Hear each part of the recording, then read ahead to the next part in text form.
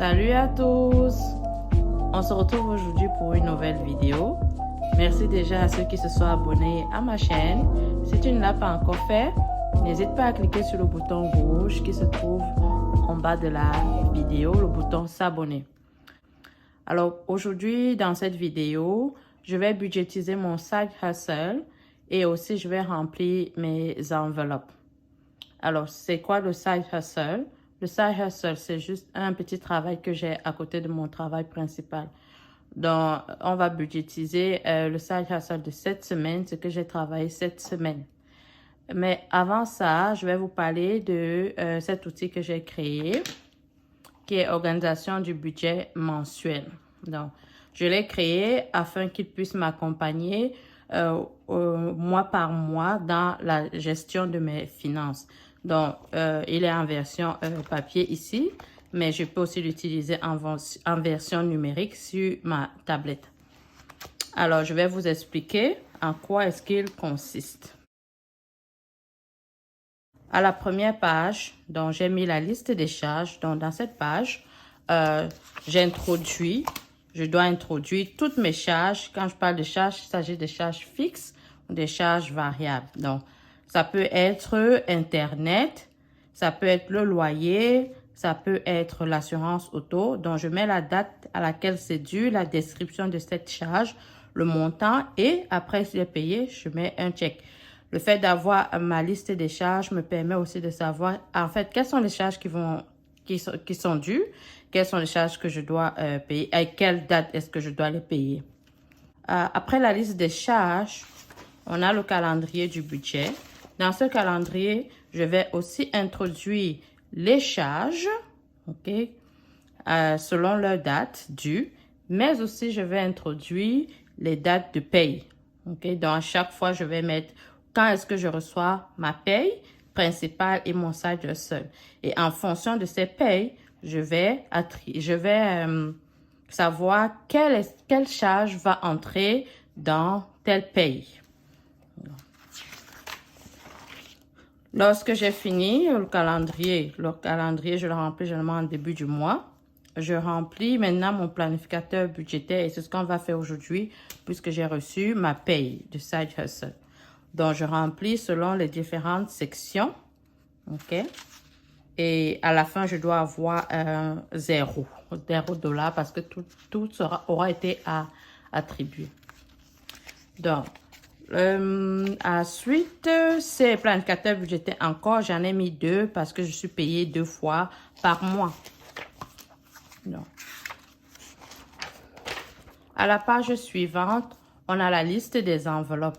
Et quand je parle des enveloppes, ce sont les enveloppes qui se trouvent dans le classeur, ici.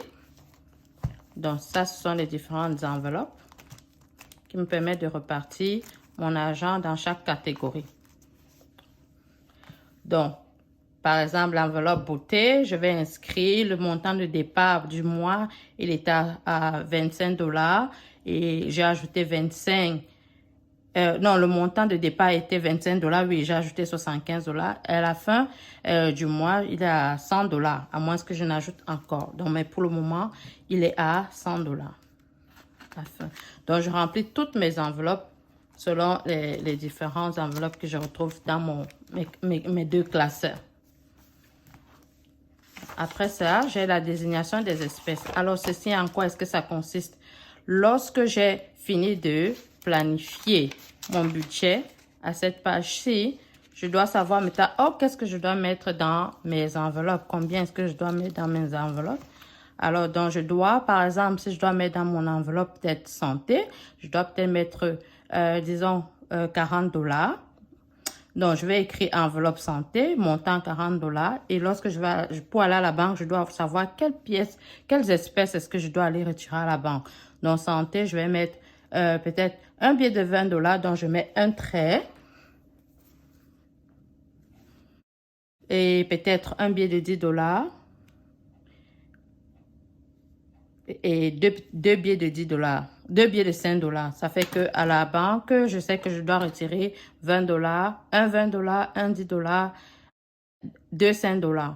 Et si j'ai plusieurs enveloppes à remplir, ça me permet de savoir quels sont les types d'espèces que je dois remplir à la banque. Et lorsque j'ai terminé ça, je vais aussi, avec ce petit coupon, le bordereau de banque, là, je remplis. Donc, par exemple, j'ai besoin de 100 $. Je mets la quantité, un billet de 100 $ et le total 100 $. Je vous prends l'exemple sur ce que j'ai retiré pour mon side hustle. Mon side hustle, c'était un montant de 140 $ et je voulais savoir quelles sont les espèces que je devais retirer. Donc, je voulais retirer un billet de 100 $ et un billet de 20 $, un billet de 10 $ et 2 billets de 5 $ parce que justement, je voulais que ça aille dans différentes enveloppes. Donc, c'est ça à quoi le bordereau de banque sert. Donc, moi, je l'ai découpé et puis je l'ai laminé parce qu'après, j'écris et puis je peux effacer. Donc, je peux effacer avec l'efface, mais ça part. Donc, à la suite de ça, on a les différentes enveloppes. Les différentes enveloppes, je les ai fait. Chaque fois que j'ai une enveloppe, je remplis une enveloppe. Je viens mettre la date à laquelle j'ai rempli et puis le montant que j'ai rempli, plus ou moins, ou bien si j'ai retiré. Donc, ça me permet vraiment de traquer les remplissages, les entrées et les sorties de chaque catégorie. Donc c'est ça que j'ai découpé et laminé. Ça sont les anciens que j'avais fait. Donc, ça c'est un nouveau cahier que j'ai fait. Donc, ensuite, il y a aperçu de la semaine. Ça, c'est dans cette page. Là, ça me permet d'entrer vraiment toutes les données que j'ai dépensées pendant la semaine. Dans la semaine 1, qu'est-ce que j'ai dépensé? La semaine 2, qu'est-ce que j'ai dépensé? Et la semaine 3. Moi, je vais commencer à la semaine 3 parce que c'est un outil que je viens juste de créer. Donc, dans cette partie, dans cette page, je remplis les différentes dépenses que j'ai fait au courant de la semaine. Par exemple, le gaz. Montant initial, j'avais attribué 60 $. Je prends un exemple que j'ai fait cette semaine. 60 $, mais j'ai dépensé 40 $. Donc, pour le moment, il me reste 20 $ dans la section, la catégorie gaz. Donc, ce qui fait que ce reste, je pourrais, si ça continue de rester, je pourrais l'attribuer, ces 20 $, dans la semaine 3. Donc, ça me permet de savoir, est-ce que j'ai trop dépensé? Est-ce que j'ai moins dépensé? Si j'ai moins dépensé, combien va aller dans la semaine 3 et ainsi de suite dans chaque semaine. Maintenant, le suivi des dépenses, ça c'est le suivi des dépenses tout le mois. Donc, à la fin du mois, je viens introduire qu'est-ce que j'ai dépensé et quel montant, dans quelle catégorie est-ce que c'est entré. Ça va aussi avec récap du mois, récapitulatif du mois, les dépenses, les différentes dépenses, les catégories et quelle balance est-ce qu'il reste dans telle catégorie. Par exemple, j'ai décidé, par exemple, de faire un achat dans la section beauté, par exemple, acheter un parfum. Et dans quelle catégorie ça va entrer, par exemple, dans un Tian. Alors, balance, combien est-ce qu'il me reste? Ok, Tian qui est mon enveloppe. Maintenant, tout en bas, on a les petites sections de revenus. Donc, j'ai introduit le revenu que j'ai eu durant le mois de janvier. Tous les revenus. Combien est-ce que j'ai dépensé pour dette? Combien est-ce que j'ai mis dans mes enveloppes? Combien sont partis dans les charges? Combien sont partis dans les dépenses quotidiennes qui sont l'alimentation, le gaz, la lessive, ainsi que le petit café, les petits plaisirs, puisqu'il faut souvent se faire plaisir de temps en temps pour le moral. Et puis l'épargne extra. Focus dette. Cette page est très importante pour moi parce que j'ai actuellement la dette d'étudiant à payer qui est à peu près de 20 000 $. Donc, pour moi, c'est très important d'avoir cette page parce que ça va me permettre d'être à jour, de suivre et aussi parce que, vous savez, ici au Canada, on doit payer ses dettes à temps, sinon on peut avoir un mauvais crédit score. Et si j'ai un mauvais crédit score, ça va pas m'aider pour l'objectif que j'ai, qui est l'achat d'une maison. Donc, je dois vraiment être focus sur la dette pouvoir la payer. Donc, à part la dette d'étudiant, il y a aussi les cartes de crédit. Donc, le montant initial, c'est le montant que tu as à payer. Le montant minimum à payer, tu l'inscris, date due, le taux d'intérêt et la date butoir.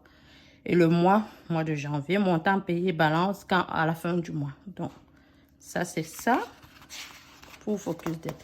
Maintenant, les dernières pages, ce sont les challenges que que j'ai décidé de faire. Donc, j'ai décidé de commencer de faire le challenge 5 $. Donc, dès que j'ai un 5 $ que j'ai pu avoir de gauche à droite, alors je vais me mettre dans mon enveloppe challenge 5 $. Donc, 10 $, c'est prévu, mais je ne vais pas encore le commencer.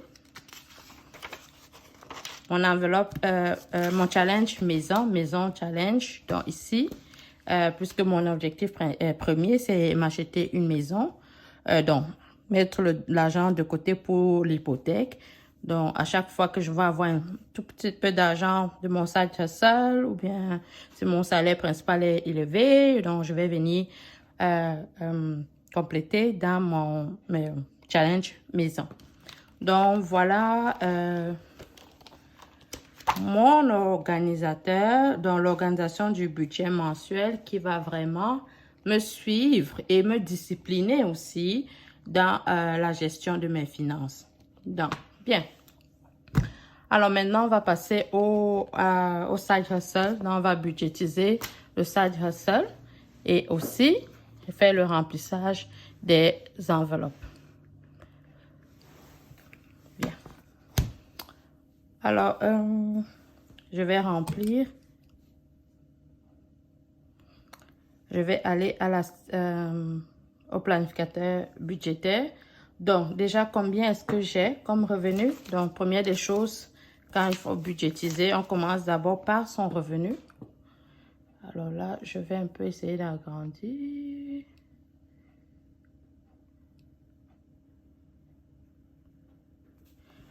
OK. Donc, combien est-ce que j'ai dans 5 $, 20, 10 et 100, donc 120, 130 et 140. Donc, on a pour le moment 100. Donc, on a là pour le moment 100, 120, 130, 135, 140. Bien, alors, donc pour mon side hustle, donc en fait, j'ai été payé 220 $. Donc, je vais inscrire ici 200 side hustle déjà. Ok, puis je vais aussi agrandir l'épaisseur. Donc, j'ai reçu 220 $ et je vais vous expliquer pourquoi est-ce que j'ai que 140 $ là. Donc, 220 $. Donc, pour les charges, ça a déjà été comblé sur la paie la première paie principale. Donc, prêt étudiant.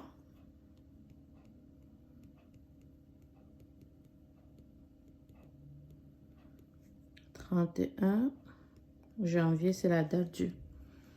Alors, donc, comme je disais, j'ai reçu 220 $ de side hustle. Dans mon compte, j'ai directement transféré 80 $ dans le compte de prêt pour étudiant. Donc, 80 $ parce que je ne voulais pas retirer. Donc, puisque la banque prélève directement, donc je le laisse une fois dans le compte. Comme ça, la banque va prélever directement. Alors maintenant, je vais réduire 80 $ de 220 $. Donc, quand je réduis, je prends un calculateur. Donc, ça fait 220 moins 80. Donc, il nous reste 140 $. Donc, ici, total 80 $. Il y a 140 $ après avoir déduit les dettes. Maintenant, dans l'épargne, je l'avais déjà fait. J'avais déjà tout mis avec la première paye. Les dépenses quotidiennes aussi, j'avais tout mis dans la première paye.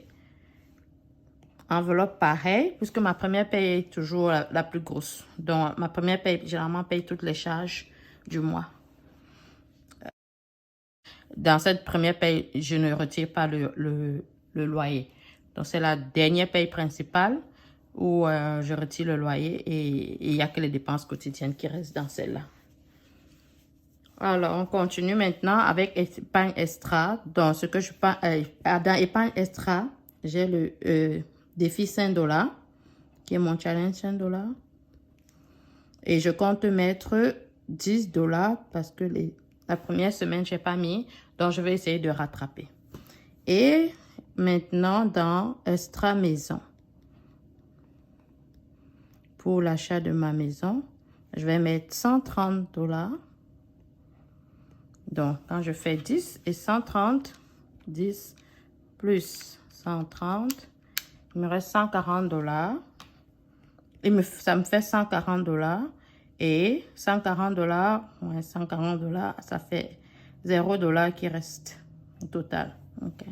Donc, c'est pourquoi c'est un budget bas 0. Donc, alors maintenant, on va passer au remplissage des enveloppes. Donc, je vais prendre mon classeur bleu et je vais remplir. Donc, un défi $5 va avoir. Okay, je vais mettre ça là et puisque tout va là. Défi $5, il va avoir. Oups, j'essaie de l'ouvrir. 5 et 10.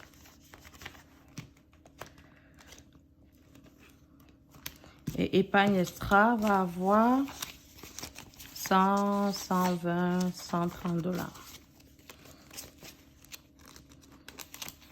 Je le mets là.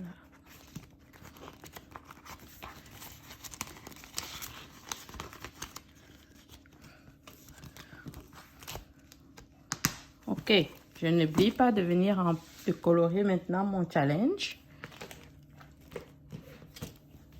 Alors, dans le challenge, $5, j'ai mis 2 billets de $5. Alors, je vais colorer.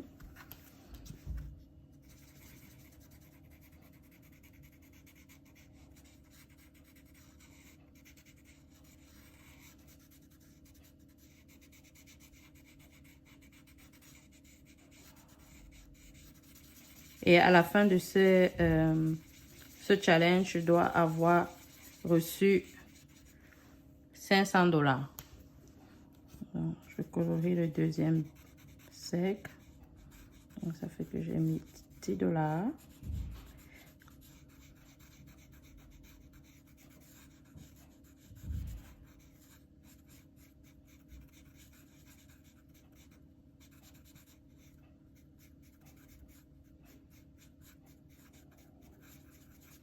Ok.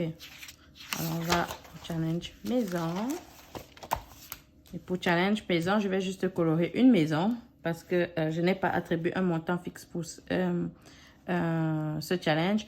Mais s'il y a des personnes qui veulent faire le challenge maison, ils peuvent se dire, oh, donc une maison peut valoir peut-être $100 et sur cette ligne, ça va faire $1000. Et si on compte tout, ça va faire $10,000. Donc, ça peut être un challenge de $10,000 pour les personnes que ça intéresse aussi.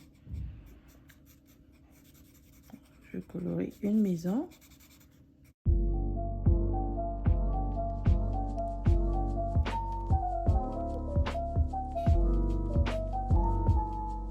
Alors, c'est tout pour cette vidéo.